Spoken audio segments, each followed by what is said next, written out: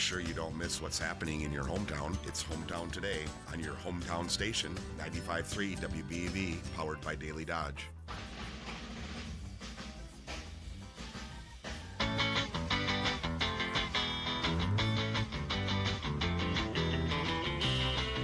And welcome back to Hometown Today, presented by Professional Floor Covering, the store for your floor, and so much more. Also brought to you by McKinstry's Home Furnishings in downtown Beaver Dam. Happy to have our first guest with us here this morning on Hometown Today from 95.3 WBEV. We are visiting this morning with Pat Malone, the Community Development Educator with UW Extension, Dodge County. Good morning, Pat. Welcome to the program. Good morning, Kale. I appreciate you taking the drive in. I know you got a little bit of a commute, but something you're used to. But appreciate you being here. It's a little bit, you could have left the cold with you, though. I'm sorry that I brought it. Well, tell us, Pat, I know you're fairly new to the Dodge County UW Extension. Tell us a little bit about yourself and your background. Okay, well, I've actually worked for Extension for over 36 years. Okay. I started when I was 5. Makes sense. Makes that sense. tracks, yep. Yeah. I grew up on a farm in southwestern Minnesota. Okay. For those people who are really into Laura Ingalls Wilder, I grew up about 10 miles from Walnut Grove. Oh, wow, okay. Yes, we were so respectful, we referred to it as Peanut Flats. Aha. And I always had to tell, the show was on when I was in college, and I always had to remind the people that southwestern Minnesota did not have mountains or trees. So I have an undergraduate degree and a master's degree, both in agricultural economics, with a specialization in natural resource economics. And when I started in Extension, I used those degrees, but in community development. So it's been an interesting journey. I suspect in your years with Extension you have worn many hats. Is that about right? It is very true. It's interesting when you have community development educators. If they're in a really urban county, they tend to become very, very specialized. Okay. I mean, it's just, there's lots of resources in like Milwaukee or Madison, so you have to find that special niche. But when you're in a more rural county, there are more needs, and you need to be able to switch your hat. Sure, that makes a lot of sense. Talk a little bit. You've been with Extension for, I think you said, a little over 30 years. Talk about some of the things you've done with Extension, some of the projects you've worked on. Well, the first thing I started on, and this was a long time ago, but it's when the DNR made recycling mandatory. And so the county was like, well, you have to teach us all about recycling and solid waste. And it was like, okay, I can tell you the value of a deer hunt. So you have to learn really fast all about those different topics. So for a number of years, they referred to me as the bag lady, because I did a lot of education with local governments. I taught them a lot about the different ways to organize, to provide solid waste services, because all of these places had the little town dump, which were like no longer permitted. And then I worked with them as they developed recycling programs. And then you did the regular sort of education work with them to put together educational programs for the citizens so they knew the proper procedures. Okay. And that took a lot of time. One of the other things that I have worked on my entire career was groundwater education. Really? Okay. Yeah, I mean, my master's degree my thesis was actually looking at the impact of groundwater pollution on home values. So it was like, yes. So I, again, both with the public and with local government, talked a lot about groundwater. We've did a lot of studies looking at groundwater quality. And it was a great project because we were able, as the technology developed, and the county got more departments, we were able to work closely with the public health department and with land conservation and the GIS, the land information people. So they are actually able to map every single data site, every single testing result that we've taken, and it's been a lot. I bet. It's, and you're just sitting there, and when you actually asked the GIS person, well, how many private wells are there? And they tell you, and you're like, I guess we haven't done enough yet. Let's keep going. Do I understand correctly that you've also done some work in with non-metallic mining? Yes. I don't know if it was that big a deal here, but in the western part of Wisconsin, sort of from the central back out to the west, it's about 10 years ago, the oil companies started fracking. And to do that, you need a special kind of sand. Okay. Wisconsin white. And it's everywhere where we were living. So, and I didn't know it was a happening thing until this nice Canadian walked into my office and said, how do I talk to people about this? And I'm sort of like, what? And it became clear fairly quickly that there was a lot of demand for this sand, and people were being offered really tremendous prices to buy the land so the companies could access the sand. And at one point, the county had something like 26 or 27 permits outstanding. Wow. It was like a gold rush, a sand rush. And the county just hadn't been prepared. And there was a lot of conflict centered around it. What would be the impacts on the communities? How would it impact water quality? Was this a good economic development opportunity? And at one point, one of the county board supervisors approached me and said, we need to do sort of a broad study. And the county put together a citizen-based committee. It had people from the county board. It had a couple of the sort of departments that were involved, like land conservation and public health and extension, and then a lot of citizens. And our job was really to do, a socioeconomic review of what the data was telling us about non-metallic mining. Okay. Big project. And at the end of it, the committee came up with some recommendations for the county. And they actually did adopt some of them. What was interesting is, when economists look at natural resource projects or demand, there tends to be sort of this real kind of, it goes up and it goes down and it goes up and it goes down. And I'd sit there and I'd talk with our state specialists and I'd be like, well, we have 26, 27. It won't be long before there are 3 or 4 companies who are doing all the mining. Wow. And it was true. And then the prices collapsed. You could watch the price of the sand go up and down with the oil prices. Okay. And they finally decided it was easier to use not such good sand from Texas rather than paying that expensive hauling fee to get our sand down there. Okay. We're talking with Pat Malone. She is the Community Development Educator with UW Extension, Dodge County.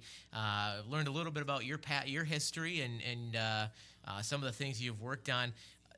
Talk a little bit about what the role of a community development educator is? That's a good question, Kale. Um, it it really isn't to tell people what to do. It's to work with communities, and community can be defined very broadly or very narrowly.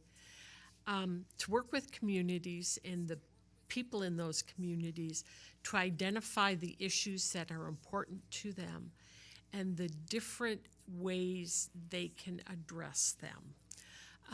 A lot of people really think it's all about economic development, but it's broader than that. I mean, you saw me talking about the sand issue, long-term care, child care, industrial recruitment. It can really be broad, but it's really about working with the communities to help them figure out what it is that they want out of their community's life. Okay.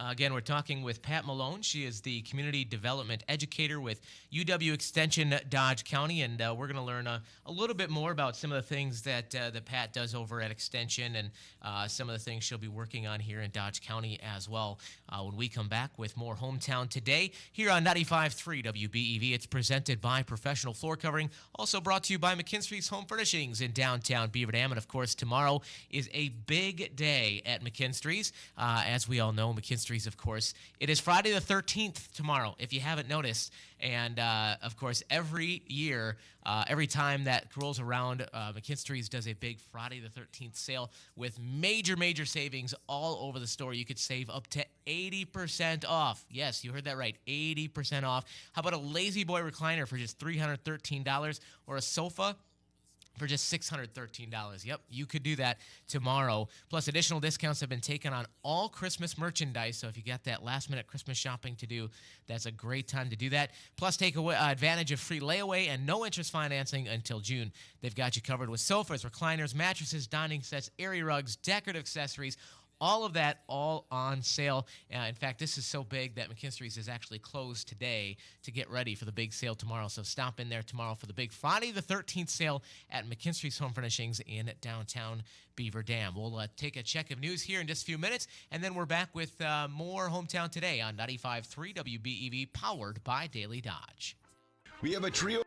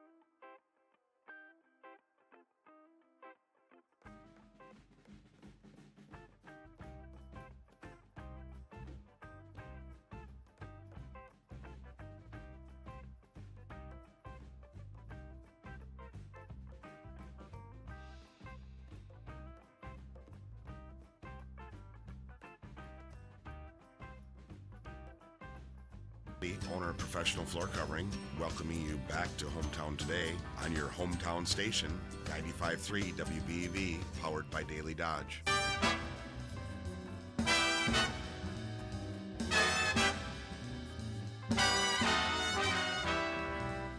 Welcome back to Hometown Today, presented by Professional Floor Covering on 95.3 WBEV, powered by Daily Dodge. Professional Floor Covering is the store for your floor and so much more. Visit Randy and the team today and give your home an upgrade for the new year. They've got a phenomenal selection of in-stock carpet and LVP flooring in stock right now. As we mentioned, that LVP, that luxury vinyl plank, great option for a durable flooring for those entryways, for those harsh Wisconsin winters. Plus, right now, upgrade your countertops with Professional Floor Covering and receive a free kitchen sink. They've got 3 stainless steel styles to choose from. So stop into their showroom at 713 Park Avenue in Beaver Dam and see their quality selections of flooring, countertops, showers, blinds, and so much more. They do free in-home measurements and a free quote. You can also visit them online at proflr.com.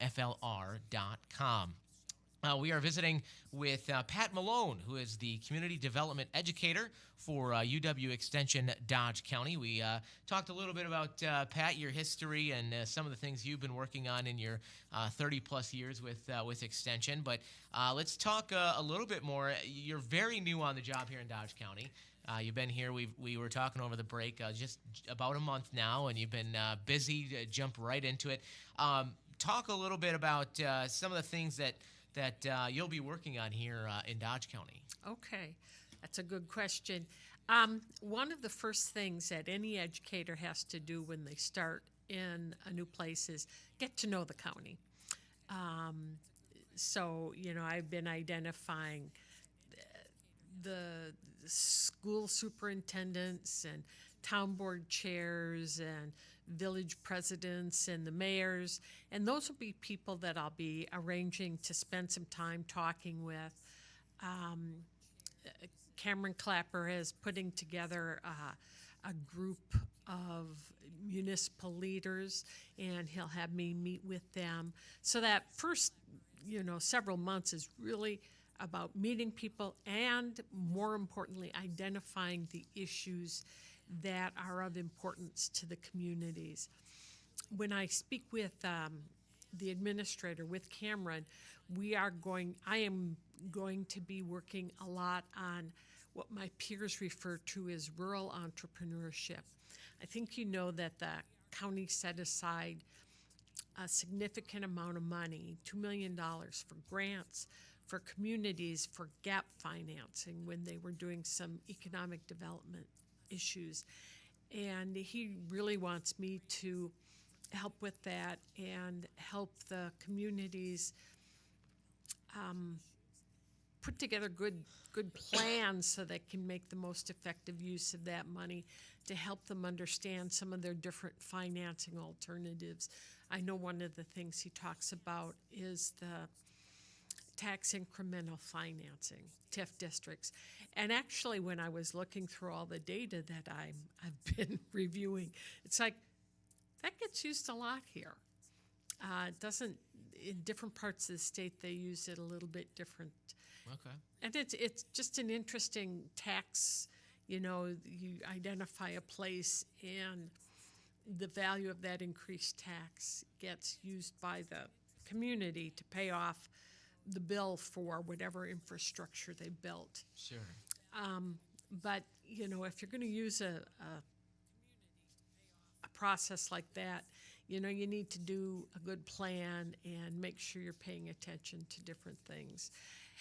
And we have some really good resources for the manufacturing people and the MBA, but not, there's not as much support for those smaller businesses that actually make a really big difference in communities. Sure. They're the ones that fill up the downtowns and, get people started on their entrepreneurial journey. So I know that will be some of the areas that I work in, but I've also done a lot of organizational development. So that's really about helping, things as varied as Friends of the Library to Chambers of Commerce to, some of the other agencies, really to help them develop their skill sets and leadership capacity. So again, not about me telling them what to do, but giving them education and skill building so that mission that they've decided on, they can reach their goals. Hence the importance of that educator word in your title, because you're there to kind of educate and advise, and then that allows those folks to make some of those decisions. When you look at UW Extension, it's kind of separated into some kind of different specialty areas, right? We've got, we just had Patty Carroll on a couple of weeks ago, who's kind of deals with all of the family, services that you have. You've got somebody that deals specifically in some of the agriculture stuff. You've got somebody that deals in natural resources items. Is your role kind of its own specific area, or is your role as community development educator, are you going to kind of be working with all of those different areas? Well, it is a separate program. Okay. But ultimately, again, depending on the issue, I would anticipate that I will be working with my colleagues in the office. I know I certainly did in the past, because some of the issues that are out there are so complicated, you need more than one approach. I know that one of the things that Patty has been working on is childcare, okay? And from the family perspective, it's like she's going to be dealing with, the providers and making sure they're well educated and helping, group organizations think it through. And I'm not saying I will, but it kind of depends on how things work out. But it's like maybe I'll be helping them figure out sort of more of the business part of it. Or how do you finance this? Or I know that the school district, I used to be president of their board.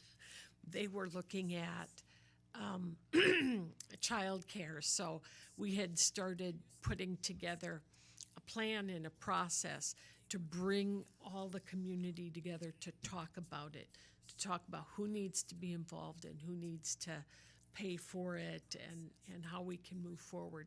And that's the kind of thing too. And I used to work a lot with our ag agents, again, on that groundwater issue, because they overlap. Right. That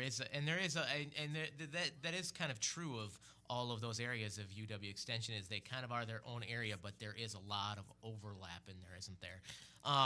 You touched on this a little bit. You've mentioned some specific people, Cameron Clapper, Dodge County Administrator, you work close with. Can you talk about some of the other kind of groups and organizations in the area that you work with or expect to work with? I expect to work with the Local Towns Association. I know one of my predecessors, because I'm not the only community development educator Dodge County has had, did a lot of work. Dave Neuendorf did a lot of work with the towns. And they provide a lot of service. And, there's a lot of turnover, and they're volunteers. So I am expecting that I will be meeting with them and finding out needs. I expect that I will be meeting with the schools. Schools are important players in community development in terms of, for most of our small towns, they're like the biggest employer and sort of have this real impact on taxes, and the choices they make actually impact the community. And the best schools are increasingly working more closely with the communities they're in. Sure. And also, I like schools. It's like I wouldn't have been on the school board if I hadn't liked schools. Sure. Chambers, I'll be working with chambers. The Beaver Dam Chamber is big, and it provides services to a lot of the communities, but there are some smaller chambers. Sure. And then just the different agencies in the county, but we'll, it's still early days. Yeah. It's just like, I am sure there are all sorts of organizations out there that I'll get to meet, because one of the questions I ask when I'm out, when I'll be out talking to these people is, Thank you for your time. Who else should I talk to? Sure. Yeah, that's a good question to ask. Do you have kind of a favorite part of the job? What do you really enjoy most about this, or generally for working with UW Extension? I think the thing I like the most or have enjoyed the most is when I'm working with a new group that is wrestling with some real challenging issues, and you actually take them through the process of, and they're brand new, they've never been in any kind of position of influence, and you take them through the process and you build up their leadership capacity. It's like things as simple as, how do you run a meeting? So here's how you can do it. To, you can choose if you want Robert's rules, or you can go another way. Sure. So and then actually taking them through the process of identifying the issues and then putting together plans. It's like that. It's so exciting to see people both bloom as leaders and really wrestle effectively with some issues that are just challenging. Yeah. Again, we're talking with Pat Malone, the community development educator for UW Extension Dodge County. Anything else we're forgetting, Pat, that we should touch on about UW Extension and your role as community development educator? Well, certainly people can contact me. Yeah. With our regular phone number. You're going to ask me what it is, and I can't remember. Or email me. I would be excited to meet people and have some time to chat with them. And I think I can't tell you how excited I am to be starting this job in this county. It's bringing me back to my roots of education, and I'm very excited about that. All right, very good. Well, we'll look forward to our next conversation, and we'll certainly have you back on after you've had some time and gotten to know, and eager to find out some of the other things you end up getting to work on. So thanks again for coming in today. Thanks for having me, Cale. That's Pat Malone, Community Development Educator with UW Extension Dodge County. Coming up a little after 10 o'clock, we'll visit with Rob Radig with the Elks, Beaver Dam Elks, as they get ready for their big Elks Christmas Basket deal that they'll have going on. And we'll learn a little bit about that and how you can help to support that as well. That's coming up on Hometown Today, presented by Professional Floor Covering on 95.3 WBEV, powered by Daily Dodge. We'll check in with ABC News coming up in just a few minutes. In the meantime, some sounds of the season for you.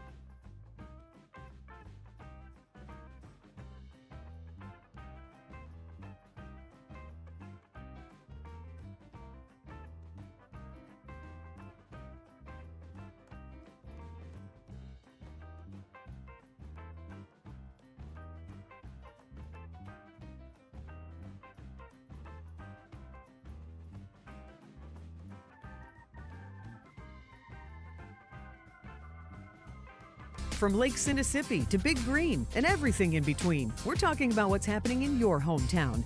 This is Hometown Today on 95.3 WBEV, powered by Daily Dodge.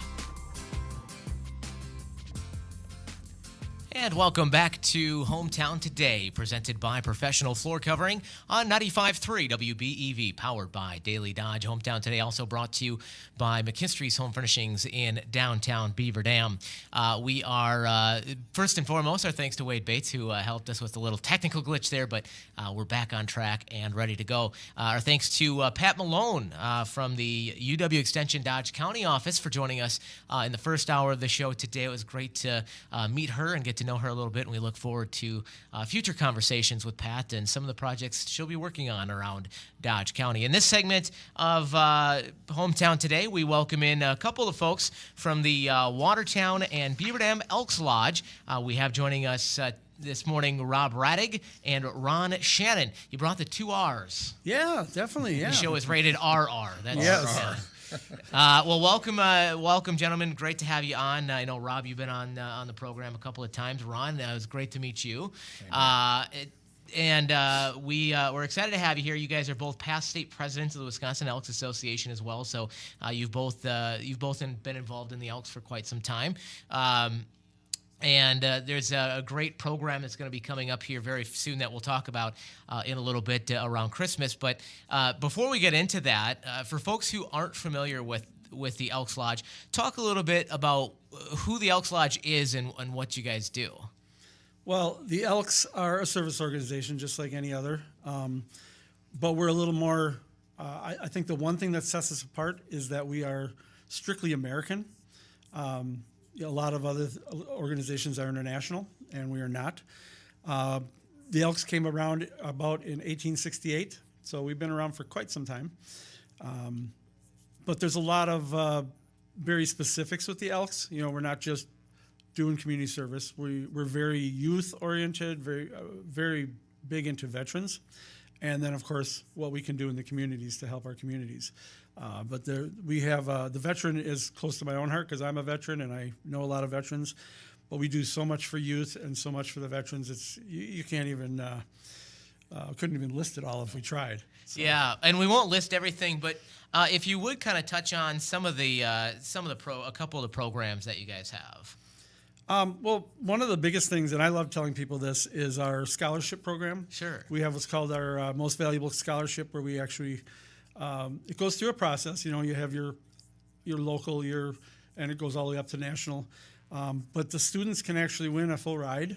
We give away a $30,000, $40,000, and a $50,000 scholarship for students nationwide. One girl, one boy.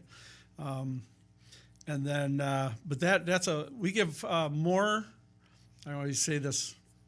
I don't know if it's accurate anymore, but it's always been that the Elks give more money, more scholarships nationwide than any other organization. Wow. Except second to the federal government. Second to the federal government. Yeah. Sure. And I don't know if that's still true, but it was for many years. That was it. I haven't heard it for a little while, but it's just I love being able to say that because we do. But that's there's the hoop shoot that we do, and every lodge does one. Then it goes from the local lodge to the district, then the district to the state, then to the region. And if you win the national at a 12 and 13-year-old age, you get your name put in the Naismith Hall of Fame. Oh, okay. Very, very cool. Talk a little bit about, we've got Rob Radig and Ron Shannon with the Watertown and Beaver Dam Elks Lodge. Talk a little bit about your guys' history with Elks Lodge. Ron, we'll start with you. How did you get involved, and how long have you been doing that? I have been a member for 31 years with the Elks. I started in Portage, Elks Lodge, and then my wife got a job in Juneau at the prison, and I moved to Beaver Dam, and that's when I joined Beaver Dam and got more into Beaver Dam. And then Beaver Dam for quite a few years, and then our membership started to go down, so we merged with Watertown to just keep going. Sure. What? I just had to add in one. Yeah. His wife is also an Elk and a past state president. So just adding that in there. It runs in the household, I guess. There you go. Tell me, Ron, a little bit about What do you enjoy most about being an Elk? The friendships I've made Okay. and the things we've done over these years with Grand Lodge, with everything, it's amazing. You get so much out of just being an Elk, to give and not expect anything in return. Sure. Just give. Yeah. That is Ron Shannon. Rob Radig is also here. Rob, talk a little bit about how, when and how you got involved with Wealthy Elks Lodge. I became an Elk because someone asked me. And that's kind of what we tell people now when we're doing membership things. You know, you're not going to get anybody to join if you don't ask them. So Sure. that's kind of our membership thing.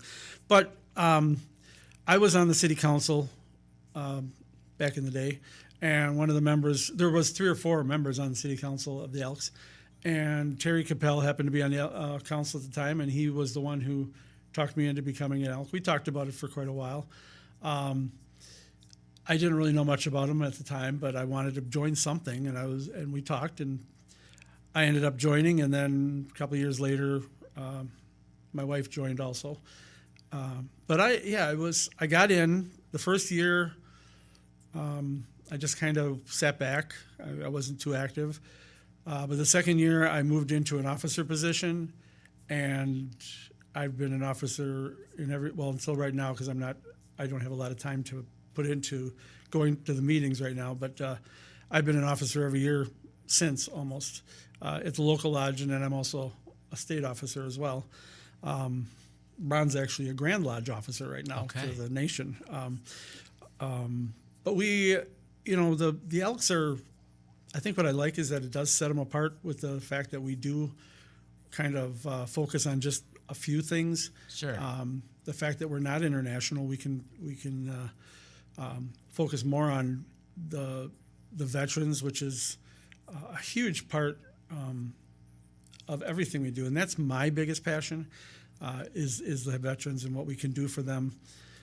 Not only the veterans here, but the veterans that are still serving overseas. We do a lot of the lodges nationwide do care packages and things sure. like that. We do welcome home packages, which is what our lodge did that. But there's so many things we do, and like Ron said, it's about what you can do and not expect anything in return. I love the way that he said that, because I don't ask for recognition for like the programs I lead. Ron is our state hoop shoot person, but and it's a great, I shouldn't say great, it's a busy thing to do when that season comes around. But being able to work with the youth, send them on to districts and regionals and travel with them. I remember when I was state president, we had I traveled with our hoop shoot people that went to the regionals and to the nationals. But it was just a ball to watch these kids go through this process. And some of them, you do see them year after year, because it goes, does it start at 6, 7? 7, 8? 6 and 7, Somewhere 8. in that range, okay. But from there all the way up to 12, 13, Sure. these kids will do it for 5, 6 years in a row, or 7. And it's to watch them grow and be able to, you see them when they first start and they're, this tall, and by the end of the 3, 5, 6 years, They're taller than us. They're taller than us. And some of these kids, I'll tell you, back in the day, I was never good at basketball. I'm not even going to say I was. But I could make free throws here and there. Sure. These kids are like little mini Michael Jordans. I mean, they're just, I can't believe how good they A are. lot of talent. Oh, A lot of talent. Last year at the state hoop shoot, there was 4 boys shooting, and first boy shot 19 out of 25. The second boy shot 23 out of 25. The third guy shot 24 out of 25, and the fourth kid shot 25 out of 25. My goodness. Yeah. We are doing something unique this year in the state. We're doing a potato challenge. Talk about that. The potato challenge started last year with the state president, Carl, who decided to say Quick Trip put their potatoes on sale for 99 cents. And he says, let's do a challenge, see how many potatoes we can buy and donate to food pantries, to fire departments, to police departments and their kitchens. Just do what we can. And right now, we're at 9,000 pounds of potatoes. For this 9,000 year, pounds just And this year. one of our members in Sheboygan put out a challenge, I think it was just yesterday maybe. If we break 10,000, he'll donate $100. And everybody's like, get your money out, because We're going to do it. I did clear this with Carl online. I said, can I count the 4,000 pounds I just ordered for our Christmas basket program? He's like, yeah, as long as you get a picture and whatever. So, and there's a couple of lodges that haven't reported what they have, and they're already like, well, we're over it. So we're going to easily hit 14,000 pounds great. of potatoes, and donate them. we had a few lodges who. People that went and talked to the Quick Trip people, because when you go to Quick Trip, it's great. They do things like this. They have potatoes for 99 cents, but it's a limit of 2. So we have people who will go to Quick Trip, buy 2, go to another Quick Trip, buy 2, and they're building up. But a couple of our members actually talked to the people at Quick Trip at the store, and then the Quick Trip ended up doing, I don't know what they gave, but they gave like 100 pounds or whatever worth of potatoes to just donated it. So they built it up that way. So not only was our people doing it, but we got the stores involved. So Yeah, It's been a good awesome. relationship. It's awesome when you get community working together like that, because it can really make some things happen quickly. We're visiting with Rob Radig and Ron Shannon with the Watertown Beaver Dam Elks Lodge, and tell you what, we're gonna step out for a quick break, and when we come back, we're gonna talk a little bit about the Elks Christmas Basket program, which will be back again this year. That'll be coming up here on Hometown Today, presented by Professional Floor Covering, the store for your floor, and so much more. Visit Randy and the team today and get your home a upgrade for the new year. They've got an impressive selection of in-stock carpet and LVP flooring, all on sale right now. Plus, upgrade your countertops and receive a free kitchen sink. So stop in at 713 Park Avenue in Beaver Dam. Check out their quality selections of flooring, countertops, showers, blinds, and so much more. They do free in-home measurements and free quotes. So stop in at 713 Park Avenue in Beaver Dam or online at PROFLR.com. More Hometown Today when we come back on 95.3 WBEV, powered by Daily Dodge.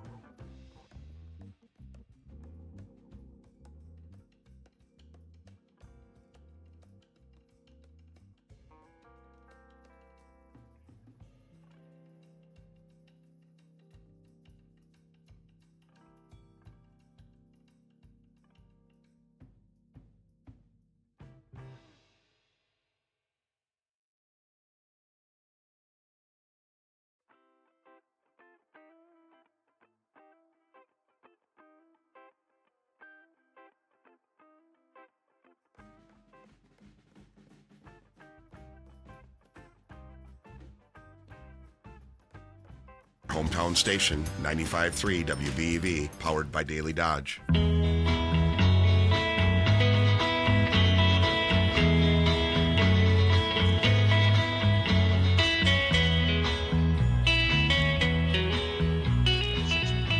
And welcome back to Hometown Today, presented by Professional Floor Covering on 95.3 WBEV, powered by Daily Dodge. Hometown Today also brought to you by McKinstry's Home Furnishings in downtown Beaver Dam. We are back with Rob Radig and Ron Shannon with the Watertown Beaver Dam Elks Lodge. Talked a little bit about the Elks program, some of the great things they do in our community. And one of the great programs here in the Beaver Dam area that they've been doing for a number of years now is the Elks Christmas Basket program. Tell us a little bit about, first off, kind of the history behind this program. How long it has been going on? Has it been going on? Well, the Christmas Basket program here in Beaver Dam is in its 73rd year this year. So it's been around a while. This is my, I believe, 16th year running it or organizing. I could be off a year or two on that. Sure. But about there. And but it's been going on for 73 years. I wasn't around back in the earlier days, obviously, but I do see a lot. I'm when we had our Beaver Dam Lodge, I was the historian, and I have a lot of newspaper clippings and old photographs and things like that of when they were doing it back in the day. And it was, it used to be they did presents and food, and that was a long time ago. Sure. And, over the years, it developed just into a food basket. Sure. That's delivered, and but I've got pictures of them when they were doing it out of a parking lot downtown or a gas station, I should say, downtown parking lot that doesn't even exist anymore. It's all paved over now. But there's, I love to look at it because you see these old cars and these guys are doing the stuff we're doing today. But yeah, these old 1940s and 50s cars and stuff, and it's pretty neat to see the old pictures. And but we've got one member who's been doing it since day one, and he's still doing it today. The Julius Temkin. Everybody knows Julius Temkin. Okay, sure. So he's been around. I shouldn't say that. I don't know for a fact that he's been there since day one, but he remembers it all the way back to right in the beginning. So, okay. But he's there with us every year, and he actually is on the microphone calling out basket numbers and numbers of people in the basket and stuff like that. And it's always been a vital part. He's kind of, we give him a little spot, and he's kind of he's content. Once we're done, he gets the microphone, and that's his comfort zone. Give him a microphone and a chair, and he's fine. But yes, it's been going on for 73 years, and I can remember we had a couple milestones in the years that I've been doing it. I remember hitting the 65 year. I remember hitting the 70 year. Well, 73 is a nice number, but it'll be nice when they hit 70, 5 and 100. I don't know if I'll be around to see that, but it's nice. We'll cross our fingers. Our fingers. Talk a little bit about kind of the process for putting these baskets together. Well, I'll tell you, this is over the years, I've always come on Community Comment and talked about this, and we've kind of coined the phrase, and I've heard it with other groups and other things too, but I used to say, it's like a well-oiled machine. We show up, we set up this big assembly line inside the Ford garage. Summit Ford gives us their garage for the day, which is a big donation because they would normally be open doing service that day. Sure. So they give us the garage for the day. A few hours of setting up and getting set, but then once we get set up, it's an assembly line process. And the people who come and watch used to say, we got away from the well-oiled machine. It's now organized chaos. That's what we would call it. Because the first thing you'd see is the wrestling team comes in, and our boxes would come flat, unassembled, and they'd be assembling them. And we've switched the garage around now, but it used to be they would be assembling 15 boys, 20 boys assembling these boxes and just throwing them through the air. So we would have a pile of boxes almost up to the ceiling, just a mountain of boxes. While they're doing that, we're setting up the rest of the line. And they still kind of do the same thing. It's just not quite as big and unorganized. They kind of more stack the boxes a little more neatly now. But it's not just the boys; it's the girls too. Because there are girl wrestlers. There's also cheerleaders. There's a lot of the girls are like the managers and stuff like that too. But they all come out and help. They've been helping us for many years as I've been doing it. So I don't know how much farther before that. And I know that's kind of their community service thing they do as a organization. Sure. So for the wrestling team. But I'll tell you honestly, if we didn't have those boys there, we would not be able to do what we do just to start it. Because one year our forklift broke down. We get all these pallets. The semi shows up in the morning at 7 a.m. And we have probably 6, 7, 8 pallets that come off of that semi truck. But we also have our trucks that we load from the other donated items, like from the Seneca plants give us canned goods, things like that. So we'll have another 7 or 8 pallets. Well, the one year when the forklift broke down, having those boys on hand to bring all that stuff off, we got it off the truck. So all these pallets are sitting outside from Awesome Produce. Then the forklift broke down. Couldn't get it going. No. So, boys, they started hauling in the bags of potatoes and the goodness. carrots and everything that was out there. So, it pays to have them on hand. And I said, well, this year they don't. I was joking with the coach. I said, you can skip their winter practice. Yeah, we'll get them covered. Their workout. Yeah, we'll get them covered with a workout. So, but yeah, without them, I say it about a lot of different people and a lot of different organizations that without them we wouldn't be able to do this. That's the truth. But it is, if I don't have the wrestling team there, we have to add another 2 to 3 hours on what we do. Sure. What they do in 30 minutes would take us another couple hours if we didn't have them. The nice thing is that this Christmas basket program doesn't take a long time. We do a lot. We accomplish a lot in a very short amount of time.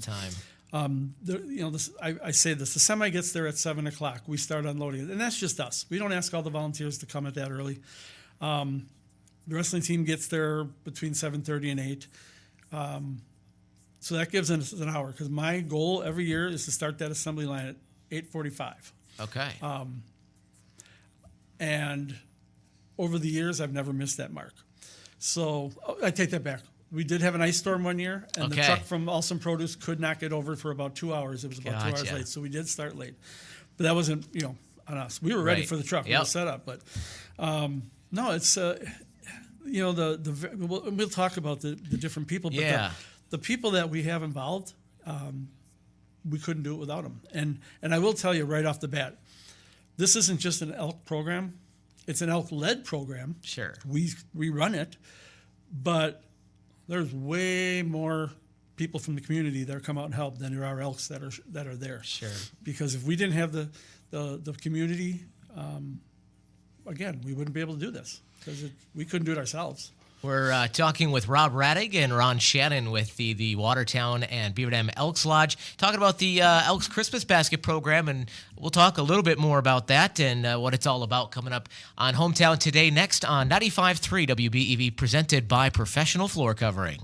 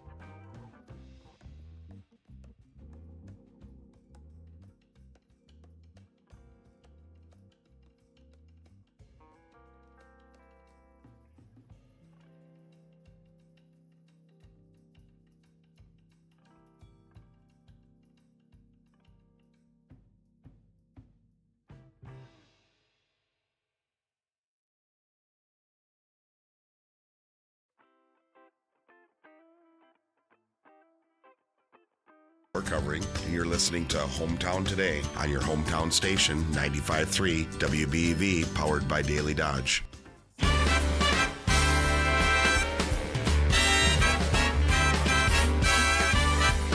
Welcome back to Hometown Today, presented by Professional Floor Covering on 95.3 WBEV, powered by Daily Dodge. Hometown Today also brought to you by McKinstry's Home Furnishings in downtown Beaver Dam. And McKinstry's is closed today. No, not because it's freezing cold out there, which it is, but that's not why. That is, they are closed today because they are getting ready for their big Friday the 13th sale happening tomorrow at McKinstry's Home Furnishings. Of course, that is one of their biggest sales of the year. Every time Friday the 13th rolls around, they have a blast putting on that sale. So they're closed today, getting everything ready, because you're going to find some incredible savings on every item in every department tomorrow. And it's all just in time for the holidays. You'll find savings up to 80% off. Yes, 80% off. For example, how about a Lazy Boy recliner for just $313 or a sofa for just $613? Additional discounts have also been taken on all Christmas merchandise, and take advantage of free layaway and no interest financing until June. They've got sofas, recliners, mattresses, dining sets, area rugs, decorative accessories, so much more, all on sale during the Friday the 13th sale at McKinstry's Home Furnishings in downtown Beaver Dam. And we'll chat with Sandy from McKinstry's tomorrow morning a little bit more about the Friday the 13th sale. So head on down there tomorrow at McKinstry's Home Furnishings in downtown Beaver Dam. Joining us on the show this morning is Rob Radig and Ron Shannon with the Watertown and Beaver Dam Elks Lodge. We've been talking a little bit about what the Elks do, also about their Elks Christmas Basket program, which is coming up. We talked a little bit, Rob and Ron, about the process and how all the baskets get put together. But so you've gone through the assembly line, they're ready to go. What happens next? The state president, if they're there, will take the first box. Okay. Take it down.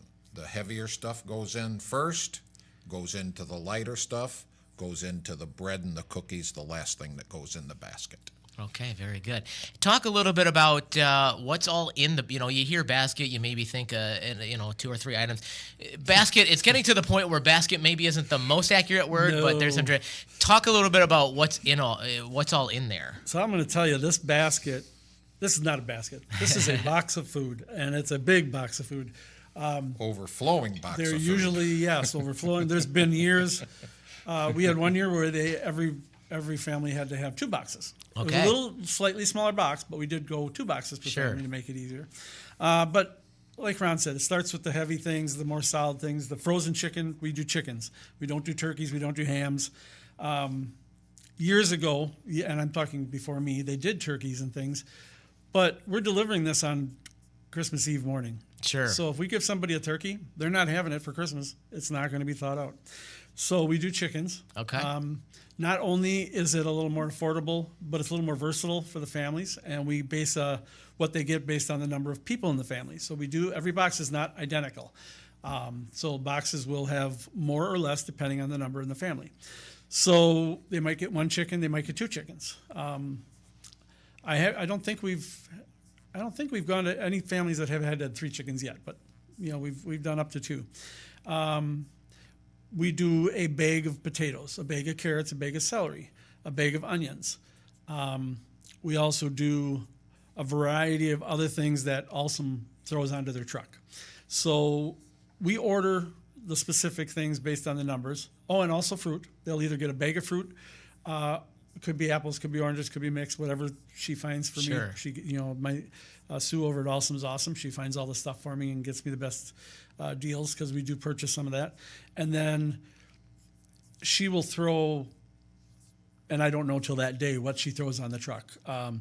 We've had pallets of blueberries. We've had pallets of raspberries. One year we had pallets of acorn squash. Mushrooms. Mushrooms. And a lot of times we'll get bags of salad, the ready salad that you get in the store. And a lot of times it's stuff that's close to the date, so they can't put it in the grocery store by the time they do that, but they can give it to us because it's going to be used in the next couple of days. So they'll just donate that. It's awesome. The variety is just kind of neat what they bring us. Then we get past that. We've got, I'm not necessarily going to be in the right order here, but we put in cookies. We put in some type of candy. usually eggs, bread. For years and years, we did a coupon for milk from Quick Trip, but we got away from that. So Quick Trip Valley actually donates to us now instead of us we used to have a coupon with a code on for them. So it would be a coupon for half gallon of milk. We used to do that. We don't do that anymore. But we also have butter. We'll have string cheese. And those two are both donated. Russ Cockey will he'll back his truck up full of butter and string cheese, which comes from the Dodge County Dairy Promotion and Beaver Dam Agribusiness. They both together donate all that for us. We do stuffing. We do gravy, Jell-O. We usually do Jell-O or pudding, something like that. They have a dessert in there. Canned goods. Vegetables. The canned goods, yes. We fruit. Get the Seneca in Kleiman and Mayville. They donate canned goods for us. Pallets I know this year we're getting gravy in jars, so we won't be. We usually do packs of gravy. So this year they're all getting jars of gravy from Seneca. But yeah, they'll get canned goods based again on the number of people in the family. Sure. Might be 3, might be 5, might be 10. We've had years where we get way too much canned goods, and we've had to take literally a pallet full of canned goods over to the food pantry after we're done because we just had too much. And you can't. It's not that we don't want to give them away, but the more you put in these boxes, they're just too heavy to handle. Sure. We did have so many canned goods one year that every box that went out the door got a case of 24 cans of vegetables. Oh, or wow. Corn. I think it was corn, yeah. So we'd have that pallet sitting by the door, and when they would load these boxes into the car, for every basket that went to the house or box, they got another 24 cans of corn with it. So that was one year. It was just particular. We just got way more than we could use, and that's nothing wrong with that because we used it, and nothing goes to waste. Because if we have any food left over at the end of the day, we do load it back up in the truck, and we go to the food pantry at St. Vincent de Paul. Now we take it to them. So it'll be. And it's kind of, one year we took it to the one down on by Restore. They have that free food pantry. We've taken stuff there. We've taken stuff to the one downtown. So we've kind of, shared the wealth a little bit, if you want to call it that. But primarily, the bulk of it goes to the food pantry over at St. Vinny's. And I know they're in the process of building to have a bigger food pantry now and be able to store more stuff too, because they're really getting hit with the need over there. So it's great that they can do that. But kind of going back to the process, as Ron said, they take those boxes and slide down the assembly line. And this assembly line is the equivalent of probably 10 8-foot tables. I don't know if it's 10. I don't know how many tables we put, but it's long. And they go down this, and people just put stuff in as you slide down it. On the front side of it, our label will say how many people in the family and stuff, and so they can look and see. And then when it gets to the end, they line them up on the floor. They just stack them. And we have somebody that's in charge of getting them out the door. Now, yes, I organize the whole thing. I get it all set up, but I can't do it all. I'm running around the garage. I'm dealing with putting out little fires if something happens, or if people have questions on the boxes or questions on the labels. I'm doing that. So I need somebody to handle that end of the garage. For years and years and years, it was Tom Stebbins. Everybody in town knows Tom Stebbins. He was instrumental in this program way longer than I. He's been a member. He's passed away now. Yep. But the year he passed away, which was in the fall, it was, I don't know if it was October or it was late when he passed away, right before. His daughter Morgan stepped up that year and took over his job. Now his daughters were always there helping him. But Morgan's done it ever since. She's now my new coordinator, getting it out the other end of the garage. I don't have to worry about it. I give her the stuff to use. But so what'll happen is cars pull up to the garage. People will see it when they come out. There's a line of cars. We open the garage door. We let in 4 or 5 cars, whatever there's room for in there, and we close the door because we are trying to stay warm. Sure. But what'll happen is every box has a label, name, address, everything on there, and a family number. And she will have an identical list of stickers. So what she'll do is take a piece of paper, she'll put like 3 address labels on it, and she'll call them out. She'll be calling to the wrestling team at this point, and they'll be loaded. So they'll open their trunks, they'll open the back of their pickup trucks, whatever vehicle they have. They might put 4 boxes in that car, and she'll hand the driver the piece of paper with those 4 labels on it that match the 4 labels on those 4 boxes. Okay. Drivers don't even have to get out of their car. They come in, we load it, they're out the door, taking their delivery to wherever they have to go. And it's an amazing process. Over the years, I've told people over and over and over, I said, even if you don't want to come and help, come on out and watch. It's just worth seeing what the Elks do, seeing how we come together, how we bring, it's not just us, but we bring the community out, and they all come out and they do their stuff, and it's just nonstop. It's fun. We have a lot of fun while we're doing it, but I'm going to quickly say we do not take up your whole Christmas Eve day. Yeah. We are done by usually 11 o'clock in the morning. We have just a couple minutes left, but I want you to talk about how people can get involved and, kind of what commitment that is and what they're doing. So really quick with the volunteers, I'm going to say if people want to volunteer to come out and help inside the garage, Okay. we ask them to be out there between 8 and 8:30 in the morning. And again, this is Christmas Eve Christmas Day, the 24th, Eve, the 24th. which is a Tuesday, I think, this year, correct? Yes. Yep. Okay. If anybody would like to drive and be a delivery person, we always ask, and I try to say this more and more every year, don't come out till 9:30.